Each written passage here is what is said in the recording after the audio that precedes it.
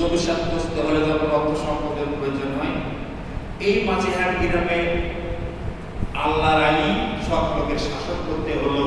অর্থনৈতিক ব্যাপারে আমাদের একটু ভূমিকা পালন করতে হবে। তো আমরা চাপের মুখে আছি, বাংলাদেশ ৭১ স্বাধীন হয়েছে, ফের ২০২৪ স্বাধীন হয়েছে। ওখানে লক্ষ মানুষ জীবন দিয়েছে, এখানে হাজার মানুষ জীবন দিয়েছে। সারা বাংলাদেশ ক্যালকুলেশন করলে ৭,০০০ মানুষের মধ্যে হাসপাতালে কালকাছে মৃত্যুর সঙ্গে। আমরা তারা জীবন দিয়ে, যারা জীবন দিয়ে দেশটা স্বাধীন করেছেন, যারা এখনো হাসপাতালে মৃত্যুর সঙ্গে পাল্লা লড়ছে, আমরা সেটা শুধু দেখবো আর শুনবো, আমাদের কিছু করণীয় আছে। এই করণীয় শেষ নাই করতে, এই দুঃখ আমাদের মনে থেকে নাই যেতে। আপনারা সবাই দেখেছেন আমাদের বাংলাদেশ জামাত ইসলাম আমিরে জামাত ফেনীতে ছিলেন, কুমিল্লায় ছিলেন এবং এখন অবস্থান করছেন তিনি ছিলেন চট্টগ্রামে গিয়ে।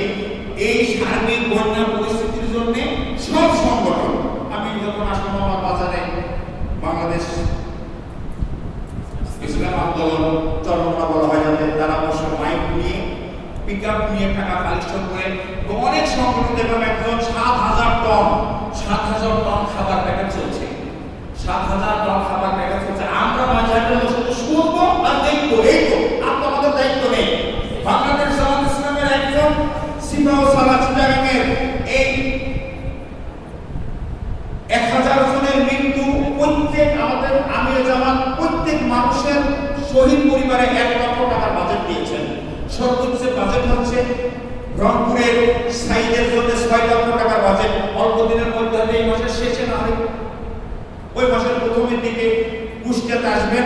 ১৮ জন বড় বাবার অসুস্থ আছেন, প্রত্যেক মানুষকে ১ লাখ টাকা ঘোষণা দিয়েছেন, ১৮ লাখ টাকা দেবেন। এখন এইটা আমি সেখানে পাইবার আমাদের কি চিন্তা করার সুযোগ আছে কি নাই, আমরা কি জামাত ইসলাম পরিবারের একজন সদস্য কিনা, সেই আশাবাদ ব্যক্ত রেখে কথাটা মাথার ভিতরে দিয়ে আমি আমার সংক্ষিপ্ত কথা শেষ করছি। ওয়া মা তাওফিক ইল্লা বিল্লাহ। আসসালামু আলাইকুম ওয়া রাহমাতুল্লাহি ওয়া বারাকাতুহু।